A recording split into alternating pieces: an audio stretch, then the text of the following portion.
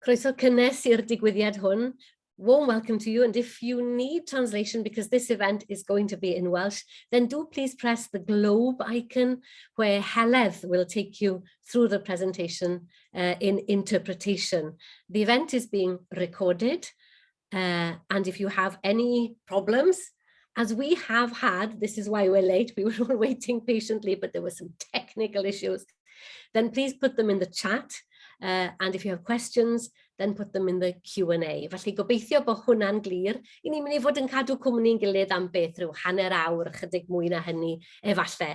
Ond fy mhleser i yw roi croeso i chi i'r cyflwyniad hwn gan Dr Cathryn Charnell-White, sef Pennaeth Adran y Gymraeg ac Astudiaethau Celtaidd yma yn Aberystwyth.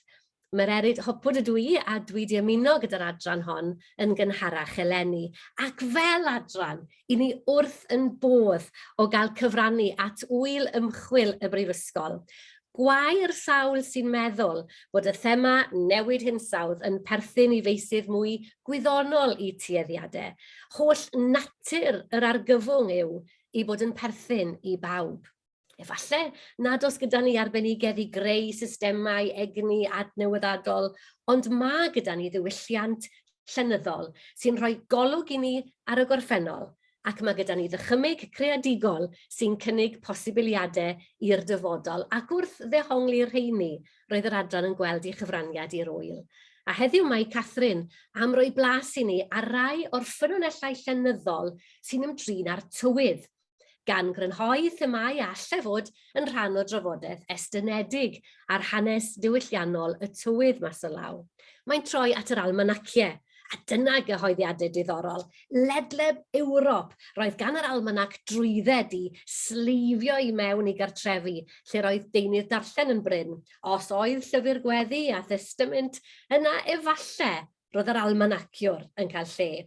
Gan yr almanaciwr roedd y gwybodaeth, y cynghorion am bryd a sut i hau a medi, gwella clwyfau a rhagweld y tywydd a darogan pob math o ddigwyddiadau sinistr weithiau. Ac yn cadw cwmni Grimmelshausen ac Old Moor, mae Cymru fel Thomas Jones. Nawr, arbenigreg yn llenyddiaeth y cyfnod modern cynnar. Wel, ar cyfoes yw Cathryn, ac ymhlith i diddordebau ymchwil mae escatoleg, marwolaeth mewn llenyddiaeth, ac eco-feirniadaeth, llenyddiaeth y tywydd a meteoroleg hanesyddol.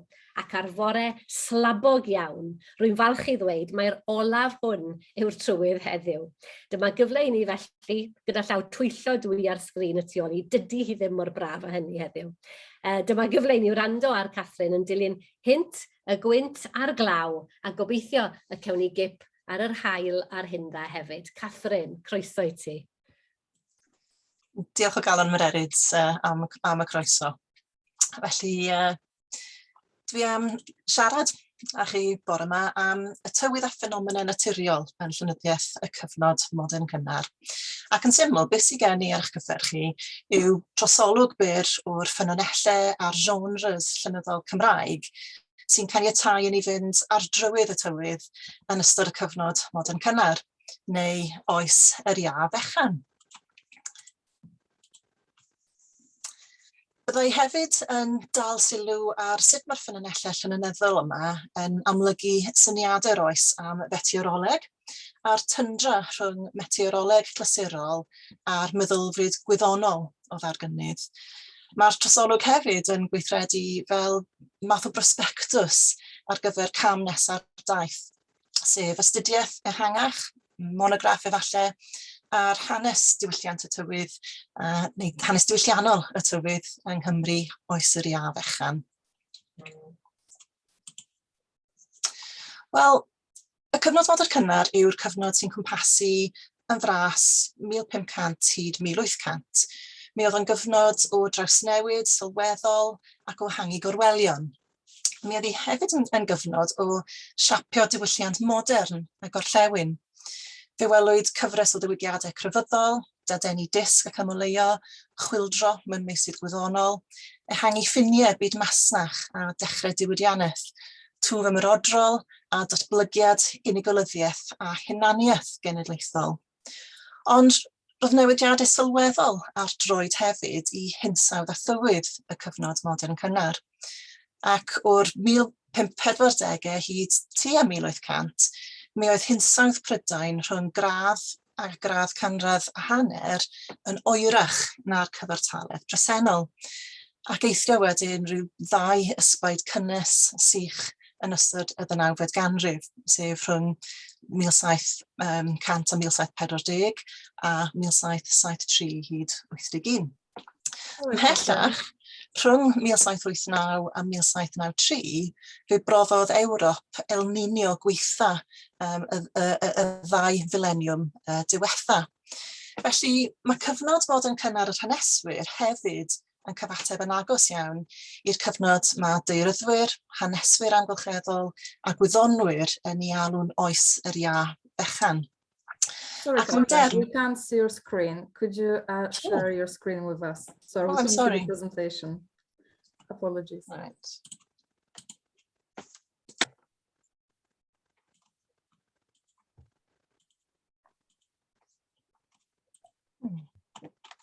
If you just share it in Zoom at the bottom, sorry. Yeah.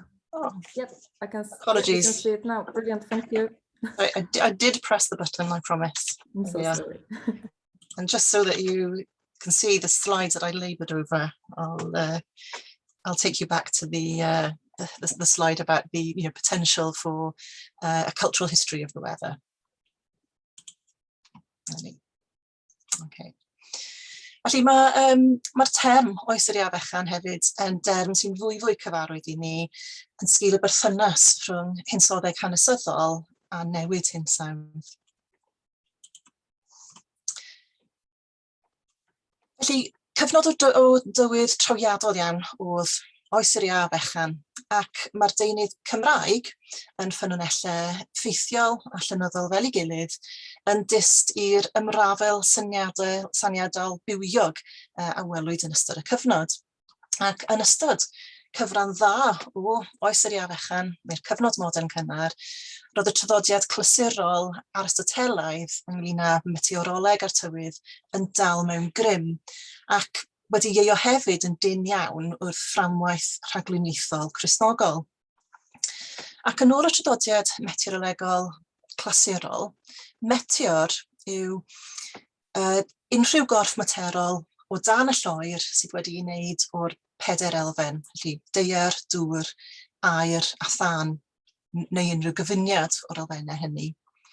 Ac yn ôl y rhesymeg y traddodiad hwn, mi oedd ffenomena amrywiol fel sêr cynfonog, sêr gwibiog, goleuni'r gogledd, cyw neu gi-haul, colofn ddŵr, eclips a daear grynfeydd oll yn perthyn I feteoroleg yn yr un ffordd a thywydd mwy cyfarwydd. Fe ymddiddorau hynafieithwyr a choreograffwyr yr ail ganrif ar 15 yn y tywydd, ac ym Mhrydain fe aethon nhw ati I geisio astudio tywydd yr ail ganrif ar 15 yn reit systemataidd. Ac wrth gofnodi nodweddion canfyddadwy, amrywiol ffenomena, fe osodon nhw seiliau gwyddonol ar gyfer astudiaethau meteorolegol. Erbyn diwedd y 19fed ganrif, fe ddechreuwyd gwahaniaethu rhwng y ffenomena naturiol a'i gilydd, a'i dosbarthu mewn dull gwyddonol yn feteoroleg, tywydd ar un llaw, a seryddiaeth, astronomi ar y llaw arall. Fe fu Cymdeithas Frenhinol Llundain, gafodd ei sefydlu ym 1622, yn allweddol yn hyn o beth, a meteorolegydd proffesiynol cyntaf Prydain oedd y crynwr Luke Howard, awdur The Essay on the Morphication of Clouds. Ar yr un pryd, ar gyfandir Ewrop, fe welwyd sefydliadau yn gwneud ymchwil arloesol i'r hinsawdd a'i heffeithiau hi ar gymdeithas, felly'r Société Royale de Médecins ym Mharis a'r Societas Meteorologia Palatina ym Mannheim. Felly'r naratif llywodraethol yn ystod y cyfnod modern cynnar yw disodli syniadaeth glasurol ynghylch ffenomena'r tywydd a mabwysiadu dulliau gwyddonol modern o fesur a recordio data ac gydag offer pwrpasol. Felly, dyna chi'r traddodiad meteorolegol a gwyddonol mae llenyddiaeth y tywydd yn perthyn iddyn nhw. Ac fi am ganolbwyntio ar y llenyddiaeth yn yr adran nesaf yn hytrach na'r dystiolaeth ategol sydd ar gael mewn ffenomenau henofiaethol, amaethyddol, mewn dyddiaduron amaethyddol a dyddiaduron tywydd. Ac o droi at y llenyddiaeth ac at waith unigolion a rhai genres llenyddol, felly baledi, carolau haf ac almanaciau, byddwn ni o hyd i dystiolaeth naratif sy'n gwneud dau beth, sef cadarnhau nodweddion cyffredinol oes yr ia fechan a goleuo agweddau Cymru'r oes at dywydd eithafol. Hynny yw, mae'r llenyddiaeth yn allwedd i hanes diwylliannol hun a hinsawdd y cyfnod. Fe gymhellwyd nifer o feirdd a llenorion i gadw cof am dywydd, ond un ceidwad cof nodedig iawn oedd y bardd amatur cynhyrchiol Thomas Evans, neu Thomas ab Ifan. Thomas ab Ifan o Henryforfydd Corwen. Bydde Thomas ab Ifan hefyd yn casglu a chopïo llawysgrifau, ac mae cynnwys i lawysgrifau yn adlewyrchu i dieddfryd dyneiddiol. Mi oedd e'n ymddiddori mewn barddoniaeth, herodraeth, seryddiaeth a meddygaeth. Ac mae sylwedd y cerddi am ei benglin dodgy a'i beswch ofnadwy yn adlewyrchu hefyd i dieddfryd at hypochondria, ond stori arall yw honno. Mae'n glir o'r llawysgrifau fod Thomas ab Ifan hefyd yn ymddiddori mewn meteoroleg a'r tywydd, oherwydd rhwng cloriau llawysgrif 253A yn Llyfrgell Genedlaethol Cymru, yn ôl at hwnna, chi gael gweld y llawysgrif, mae yn agos at 30 o englynion wedi cael eu cadw sy'n cofnodi ffenomena meteorolegol, a ffenomena meteorolegol yn ystyr glasurol y term. Ac englynion cof yw'r rhain, ac o'i trefnu nhw yn gronolegol, mae'r englynion yn croniclo tywydd rhwng tua 1536 a 1628.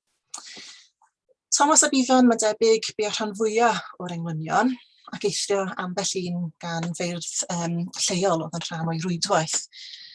Ac mae arwyddocad lleol iawn i nifer o'r englynion, fel hwn i Lifogydd yn 1601 a sgubodd eglwys Llansanffraid Glyndwrdwy, neu eglwys Carog, i ffwrdd gyda'r afon.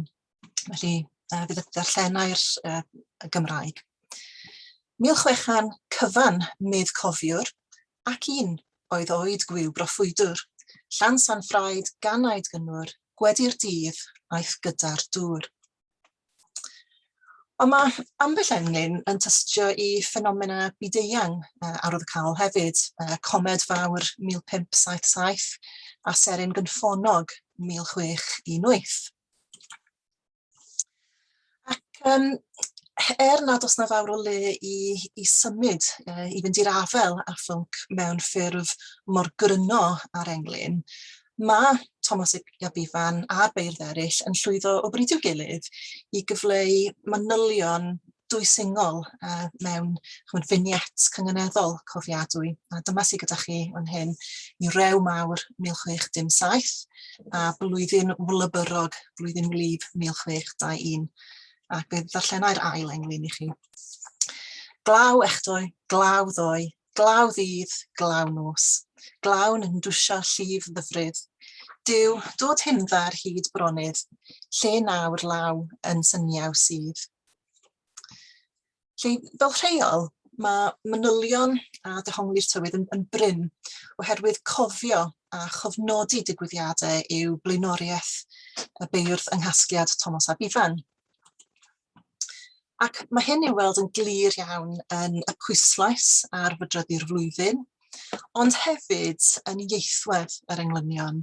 Felly, enghraifft, Prin ddwywaith mae amrywiadau ar y berfenw gweld ar waith, ond eto mae'n enghreifftiau lluosog o eiriau ac ymedroddion sy'n cynnwys yr elfen cof. Felly cofiadau, gyfion gofiaeth, rhof goffa amdani, cofiaeth cu, cofiant y cad, gwiriant dan gof, yn oed diw a'i gofio. Ymhellach mae Thomas ab Ifan yn disgrifio ei swyddogaeth ei hun fel cofiwr yn yr englyn cyntaf yna i Eglwys Carog.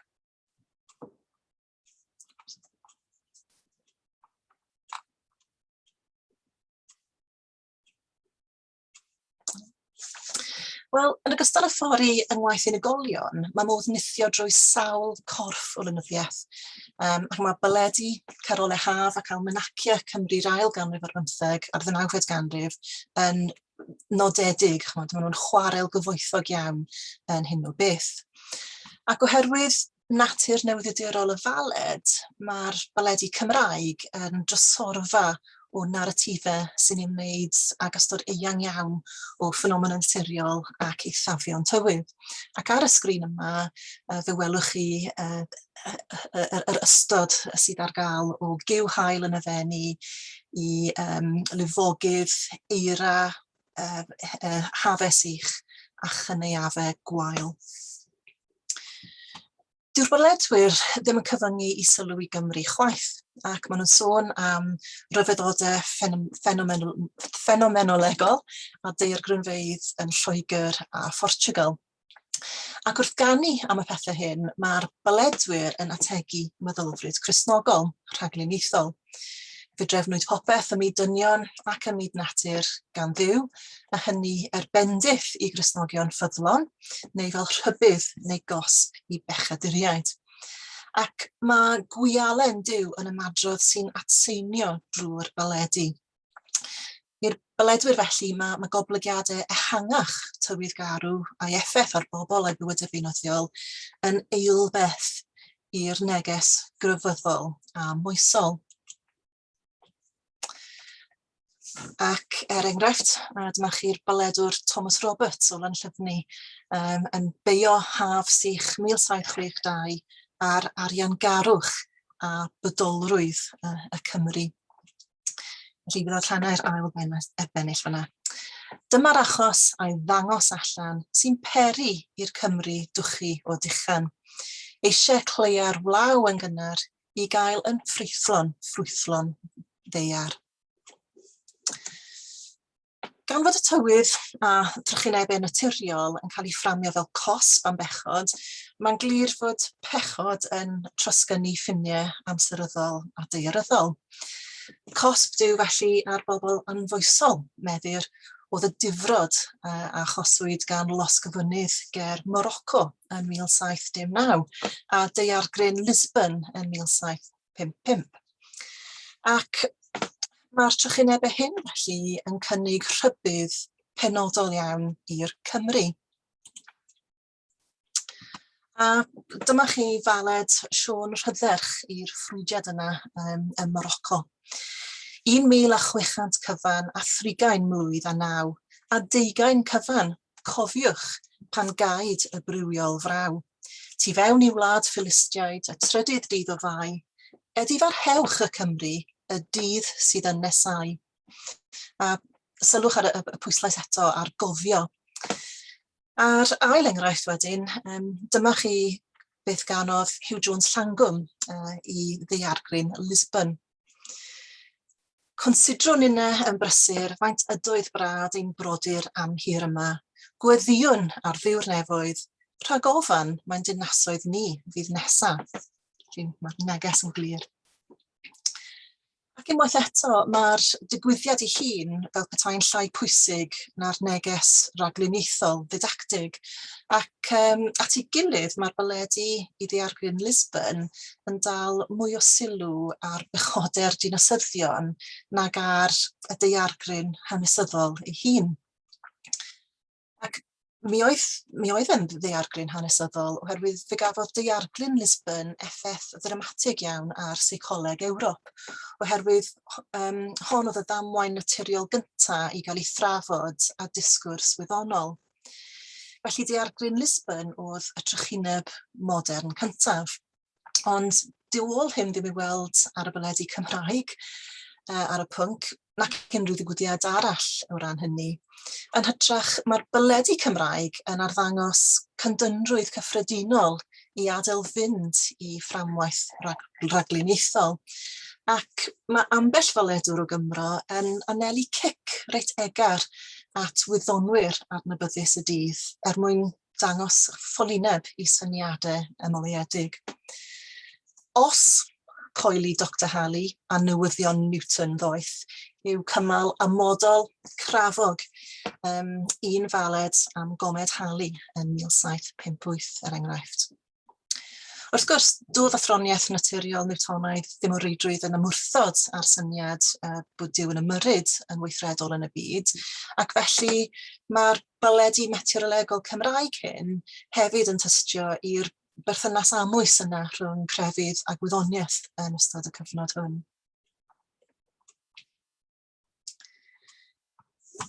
Dyn ni'n gweld yr un duedd at ddidactiaeth ar waith wrth troi at y cyrolau haf, ac mi fydde'r cerddi rhydd hyn yn cael eu canu adeg Calan Mai. A'i prif bwrpas felly oedd croesawu'r haf a diolch i Dduw am fyndithion tymhorol. Ac fe wnaed hynny mewn modd digon confensiynol. Ond gan fod y cyrolen disgrifio'r haf yng ngoleuni'r gaeaf oedd newydd basio, a hefyd yn cloi drwy fydryddu'r flwyddyn, mae'r cerddi bach hyn yn cyflwyno manylion am y tywydd y gellir ei dyddio yn sicr. Felly wedwch chi enghraifft fan hyn gan Edward Samuel, person betws gwerfil goch, yn sôn am y tymhestlwydd lludiog, y mellt a'r dreigiau drygiog. Enghraifft arall wedyn gan Morgan Lloyd, ni bu y geia eleni nac eira mawr nac oerni, ond perffaith oddiaeth ydy daionir ar glwydd dad. Mae'r gwanwyn flodau gwynion, yr hyd pob perllanau'n llawn, molianwn fyw sy'n danfon, bendithion, rhwyddion rhad. Felly, yn ogystal â chyflwyno neges didactig, mae'r cyrolau haf yn bwysig am gofio a chadw cof am y tywydd. Ac i Walter Davies, y bardd offeiriad Gwallter Mechain, fe sylwodd ar arwyddocad y cyrolau haf yn hyn o beth, a fe oedd y cyntaf i werthfawrogi arwyddocad y cyrolau haf fel tystion dibynadwy i dywydd y gorffennol. Ac fe gofnododd nifer o bytiau perthnasol o dan y pennawd canlynol. Pigion allan o gyrolau haf, nid mwyn dim rhagorwaith ynddynt, ond coffad pa fath o'r flwyddyn oeddynt o ran tywydd, llawnder, prynder ac yn y blaen. Fe wyddoi Gwallter Mechain o'r gorau am gonfensiynau'r cyrolau haf, nid yn unig yn sgil i diddordeb cyffredinol yn y tywydd, a tua diwedd ei oes fe buodd wrthi'n cadw dyddiadau'r tywydd, ond am ei fod hefyd wedi bwrw i brentisiaeth farddol yn canu i gyrolau haf ei hun. A dyma chi enghraifft ar y sgrin fydd darllenau'r gwreiddiol a gewch chi ddarllen y cyfieithiad. Felly 19 yn y Gwanwyn 1783 yn dangos mai anifioldeb ac anifuddod y wlad a dynodd ddialedd Duw arnom trwy'r dridaniaeth anghyffredin a ddaeth ar yr holl deyrnas. Oedd y carolwyr yn gwybod beth oedd teitl bachog. Yn lle hyfrydwch, dirgel degwch, daeth cynheia, gweilaf, gwelwch, fi'n dristwch, cledwch cla, gwlybaniaeth beinydd, oera arwydd, yr ydau a'r ffrwythydd hyd y meisydd, heb gynnydd dywydd da. Anhawdd i wreigan ddiddan dda, wneud bara, garwa gerydd. Byddwn weision i ddiw cyfion, gadawn i farw ein hen arferion, a'n raslon greulon graith. Os ceisiwn heddwch, drwy difeiriwch, eto i frydain, daw hyfrydwch. Wel, dilyniodd yr carol hwn cyn iddo fe gymryd urdde eglwysig, ac mae'r gerdd yn enghraifft dda iawn o sut bydde pobl y cyfnod modern cynnar, neu oes yr ia fechan, yn dehongli'r hun yn unol ar hinsawdd wleidyddol.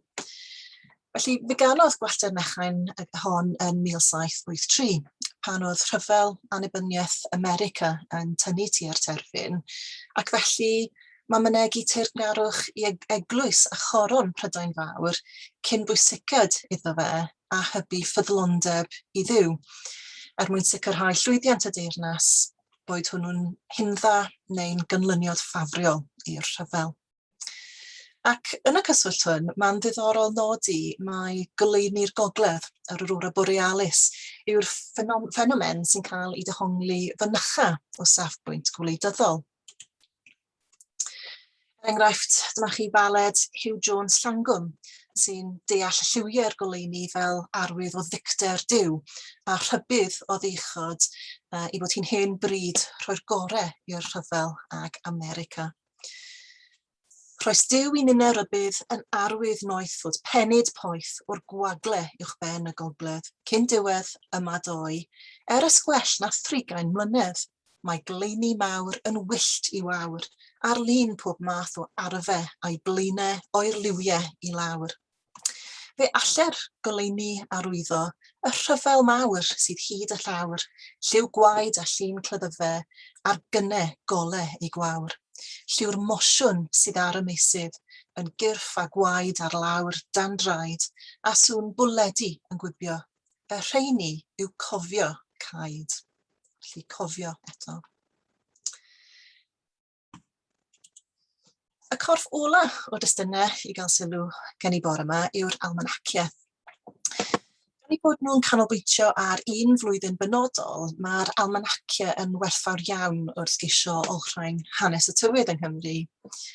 Bydde Almanacwyr Cymru yn dilyn patrwm yr almanaciau gyhoeddwyd yn Lloegr, a pamffledi bach oedden nhw, pamffledi bach argraffwyd ar bapur rhad, ac wedi cynnwys nhw yn weddol unffurf.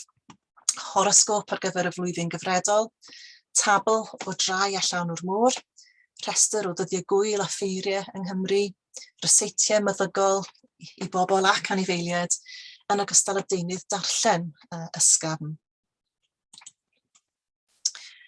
Mi oedd ambell almanaciwr ymweliedig yn awyddus i ddefnyddio i gyhoeddiadau blynyddol mwyn goleio i ddarllenwyr ynghylch dirgelion y bydysawd a'r wyddoniaeth newydd.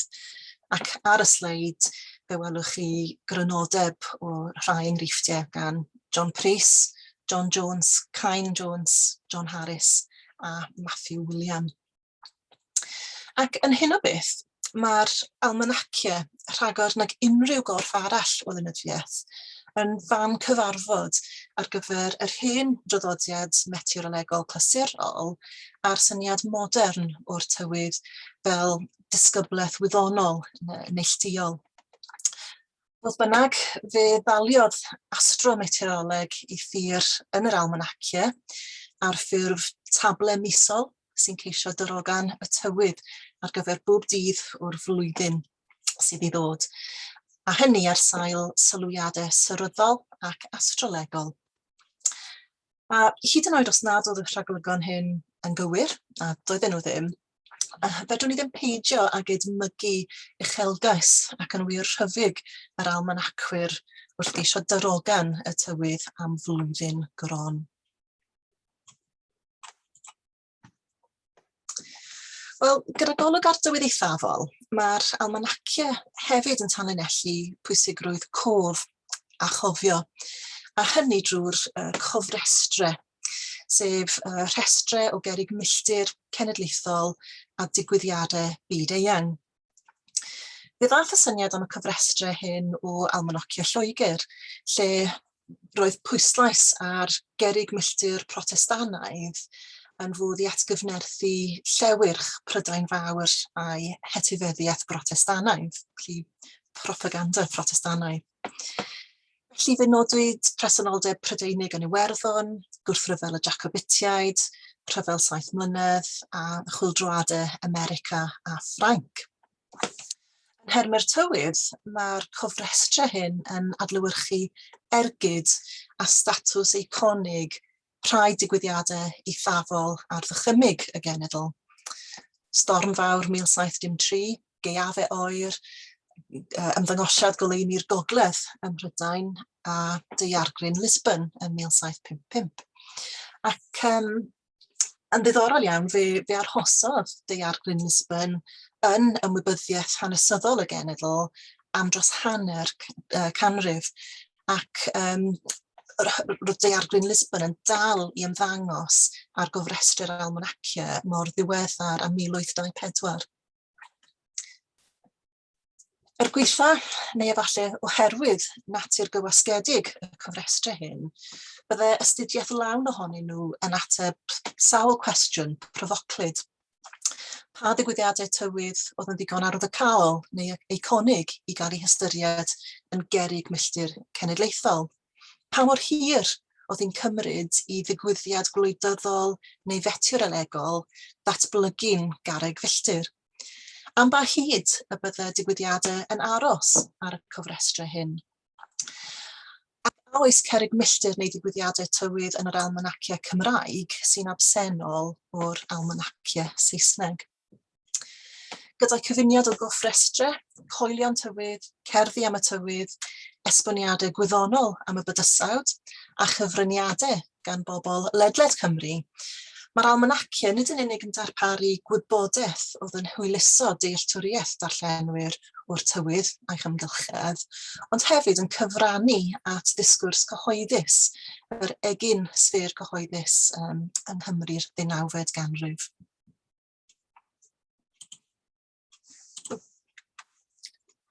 I gloi felly.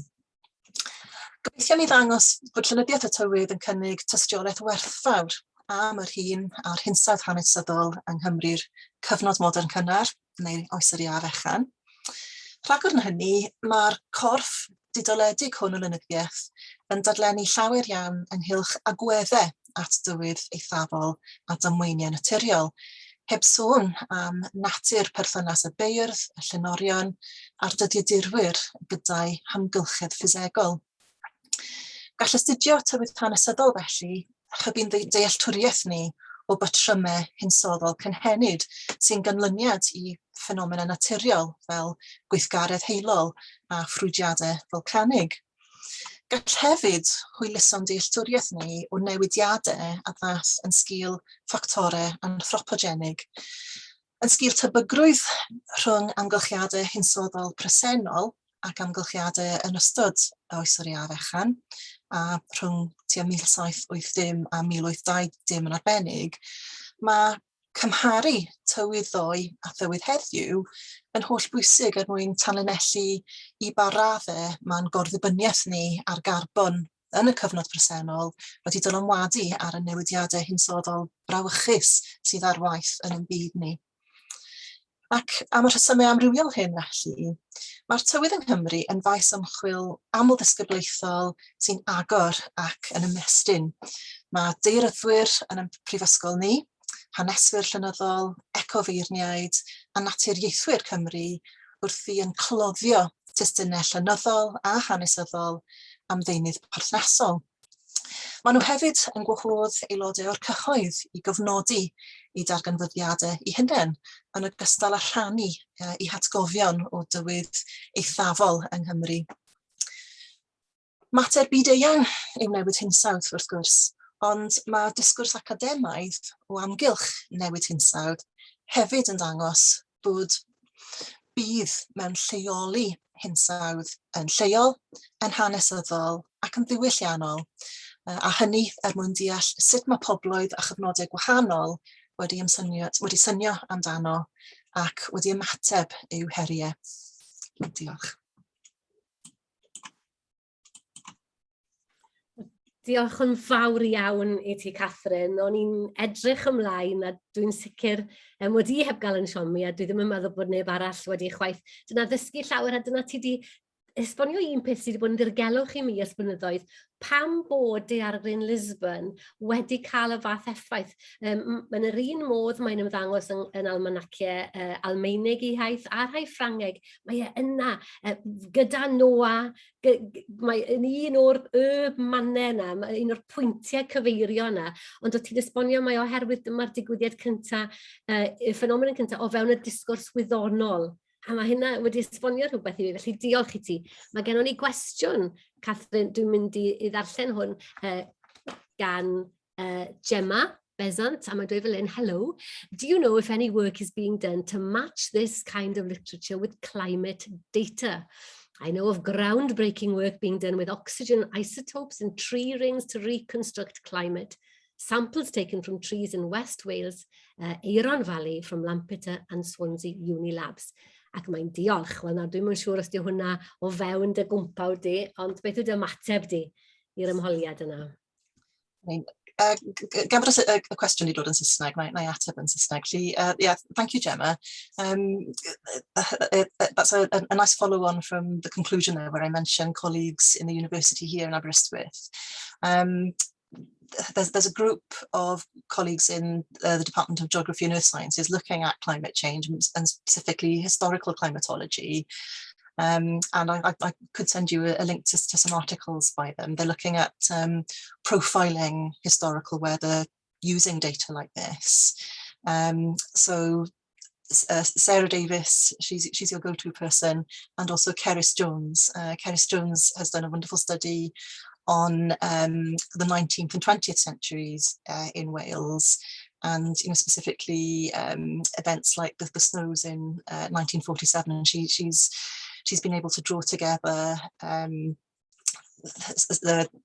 historical data, sort of measurable data, as well as literary responses to those events.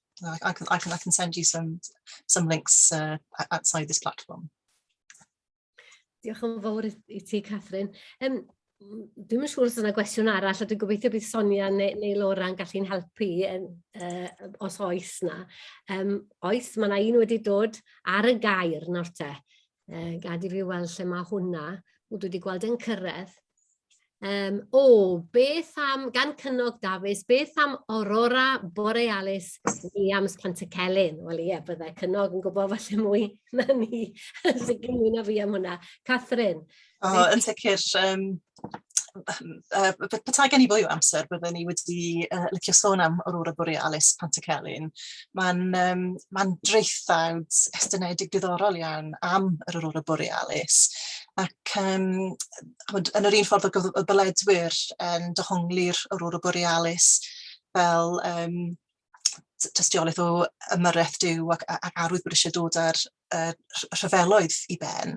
Mae Pantycelyn yn gwneud rhywbeth reit debyg, ond mae'r aurora borealis yn brawf bod Duw o blaid y diwygiad Methodistaidd. Mae yna lot fawr o ddeunydd o'r cyfnod yna yn sôn am yr aurora borealis. Oedd yr aurorau yn fwy gweladwy yng Nghymru ac ym Mhrydain yn gyffredinol yn ystod rhai cyfnodau yn y 19fed ganrif. Ac wedi feddwl bod Pantycelyn yn gallu gweld yr aurorau yng Ngheredigion, ac oedd yna rhyw fferyllydd yn slaw yn gallu gweld yr aurorau ac yn sôn amdanyn nhw yn ei ddyddiaduron. Mae Thomas Pennant hefyd yn cofnodi enghreifftiau o oleuni'r gogledd. Felly, am gyfnod yn ystod y 19fed ganrif, mi oedd y goleuni yn weladwy yn bell lawr i'r de, neu'n sut mae'n mynygu hynny? Mewn ffordd sydd ddim yn glir i ni nawr, gyda'n goleadau i oleio'n ffordd. Ac eto ma na gof, dwi ddim yn honni bod wedi gweld, wel ddim yn honni, mae wedi gweld nhw o ben rhyw Pontiago, a dwi'n yn cofio pwy sydd wedi sôn, rhywun o'n cyfoedion i o leia wedi gweld nhw yn synodyn. So dwi'n yn gwybod yn hollol sobor, dwi'n siŵr, ond wedi gweld nhw ar ryw daith ymrig ymrig yr oriau y man, mae'n debyg. Os ydych chi'n googlo, dwi'n yn cofio'r wefan, ond mae yna wefan yn dangos ble allwch chi weld yr aurora borealis yng Nghymru. Felly, mae werth gwneud hynny. Mae rhaid i fynd ati. O ti'n sôn fyna am yr almanaciwr, a dwi'n gwybod mae diffyg amser oedd yn golygu bod ti ddim wedi gallu mynd â ni i fyd y ser a seryddiaeth. A mae'n siŵr mae dychymyg rhemp ar fy rhannu ydy hyn. Ond un o'r llyfrau sydd wedi dwy'n yn mryd i ers blynyddoedd ydy Seryddiaeth a Seryddwyr Silas Evans. Dyma i chi ddangos bod yr Eisteddfod Genedlaethol wrth gwrs yn cyfrannu at ein cynysgaeth wyddonol ni hefyd, oherwydd treithawd i Eisteddfod oedd hon, nath i ddim ennill, mae'n debyg. Ond mae'r athro Gwilym Owen, 1923 o'r Brifysgol hon yn Aberystwyth yn canmol y llyfr, ac yn sôn am gymaint o seryddwyr o Gymru sydd wedi bod. Ac un benod yn hwn ydy'r benod am Gwener yn croesi'r haul. A mae Drian, mae Silas wrth gwrs yn nodi, mae'r un nesaf bydd Mehefin y 7th 2004, a mae'n gweld ymhell cyn hynny bydd y mwyafrif mawr ohono ni wedi mynd i ffordd yr holl ddeiar. Dwi yn cofio gweld y Gwener yn croesi. Ond os edrychwch chi ar y ffigurau, fe groesodd Gwener yr haul yn 1283 y mis Mai. A fydde Gruffydd yr Ynad Coch wedi hen ysgrifennu po ni welwch wy hint y gwynt ar glaw cyn hynny, neu a fydde wedi aros 6 mis i farnadu i'r galar cael cyrraedd i ben llanw megis, dwi ddim yn gwybod. Rhywbeth ffansi ydy hynna yn y chymig, ond mae yna gwestiwn arall dwi'n meddwl. Hwna rhywun sy'n gofyn os oes yna rhywun eisiau cwestiwn. Ie, felly beth am y seryddwyr, Cathryn, cadw llygad ar yr amser, ydy ni fel cenedl wedi cynhyrchu mwy na'n siar, os yna rhywbeth i fynd ar ôl fyna? Dwi'n gwybod, mae'n gwestiwn da. Oherwydd o edrych ar y rhestr o almanacwyr, mae nhw'n cynrychioli gwahanol rannau o Gymru, mae'r gogledd a'r de, ond oedd nifer ohonyn nhw, dwi'n meddwl am John Harris a Matthew William, oedd y Caerfyrddin oedd i canolfan argraffu fel petai. Beth sy'n ddiddorol am bobl fel John Harris a Matthew William yw bod nhw yn cynnwys esboniadau wyddonol yn eu almanaciau nhw, ond dydyn nhw ddim yn ennill i bywoliaeth ar yr almanaciau. Arian Pocked oedd yr almanaciau mewn gwirionedd, ac yn y cyhoeddiadau yna, maen nhw'n hysbysebu i gwasanaeth nhw fel tir fesurwyr, felly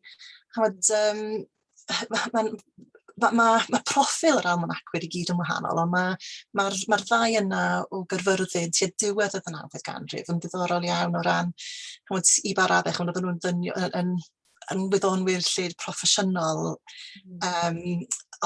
oedd yn ennill ceiniog ychwanegol oherwydd bod nhw'n ymwybodol bod seryddiaeth a'r yr horosgop a'r rhagolygon tywydd hir dymor yn rhan mor bwysig i'w cynulleidfa leol nhw, chymryd yn ennill i bywoliaeth ar y tir. Yn ddienw fan hyn, wrth gwrs mae yna fenter mewn darogan tywydd.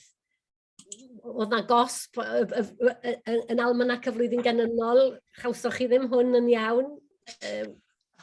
Oes, dwi'n trio cofio pwy nawr, mae un ohonyn nhw yn groen denau iawn, un o almanacwyr y gogledd, yn siŵr, ond mae'n glir bod darllenwyr, mae'n llensgrifennu at yr almanacwyr neu yn cwyno ar lafar, ac mae rhagarweiniad yr almanaciau yn aml yn dweud, wel, ges i hwn yn anghywir, ond peidiwch â meio i.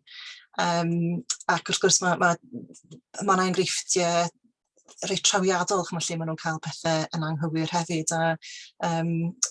Thomas Jones yr almanaciwr, mae'n enghraifft dda iawn o hyn, yn ei yrfa lywyrchus fe broffwydodd y bydde yna ddiffyg ar yr haul, ac fe ganslwyd pob math o ddigwyddiadau a ffeiriau oherwydd hynny. Ac wrth gwrs, ar y diwrnod yna, oedd un yn heilwen ac yn awyr las, felly oedd hi'n waith peryglus iawn i'r almanacwyr o'r brydiau. Hyd yn oed heddiw gyda'r holl offer, mae dal yn bosib i gael y peth yn gwbl anghywir fel i ni'n cofio'n dda.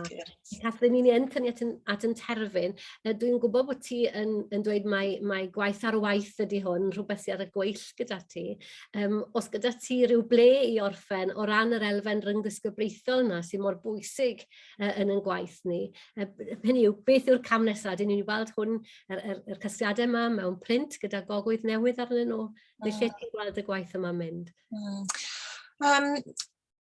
Dwi wedi bod yn casglu ers rhai blynyddoedd nawr, ac a diolch i chydweithwyr yn yr adran ddaearyddiaeth.